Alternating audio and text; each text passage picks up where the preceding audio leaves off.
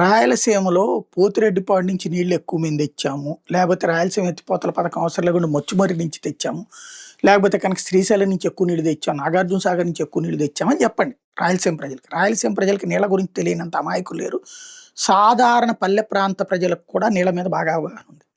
అంతే తప్పించి మంత్రి సవిత గారు ఏదో చెప్తున్నారు. పట్టిసీమ ద్వారా నీళ్లు తీసుకొచ్చినటువంటిది రాయలసీమకి నీళ్లు తెచ్చినటువంటి ఘనత చంద్రబాబు గారికే చెందుతుంది.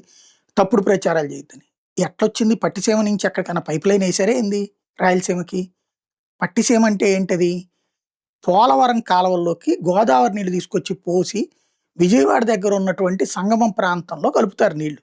అంటే ప్రకాశం బ్యారేజీ ఎగువన.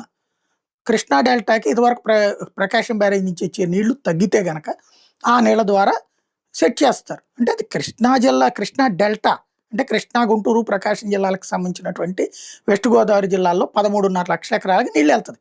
అంతే తప్పించి పట్టిసీమ నుంచి ఏ పైపులు వేశారు? అది ఒక ఎత్తిపోతల పథకం. ఓ రకంగా చెప్పాలంటే లిఫ్ట్ చేస్తారు. అది అంతే. పోలవరం కాలువల్లో పోసేటటువంటి గోదావరి నీళ్లతో కృష్ణా డెల్టాని స్థిరీకరించడం, అది తీసుకొచ్చి అక్కడికి పెట్టడం ఏంది?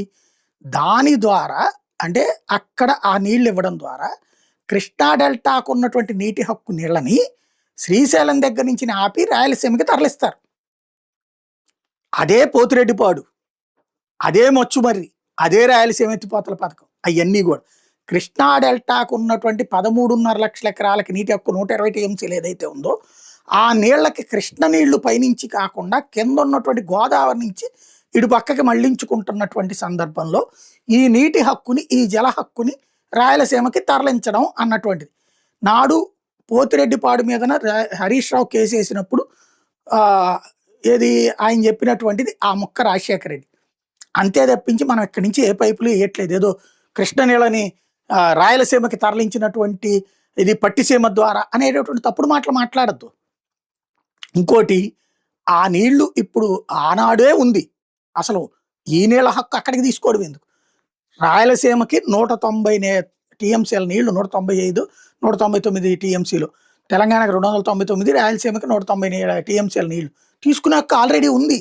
కానీ ఇప్పటిదాకా కట్టిన ప్రాజెక్టులు అన్నీ కలిపితే 30-40 టీఎంసీలు, మ్యాక్సిమం 50-60 టీఎంసీలకు మించి తీసుకెళ్లే అవకాశం లేకపోతుంది. నీళ్లు వచ్చిన టైంలో తీసుకోవడానికి కాలువలు లేవు, ప్రాజెక్టులు లేవు, దాచుకోవడానికి ప్రాజెక్టులు లేవు.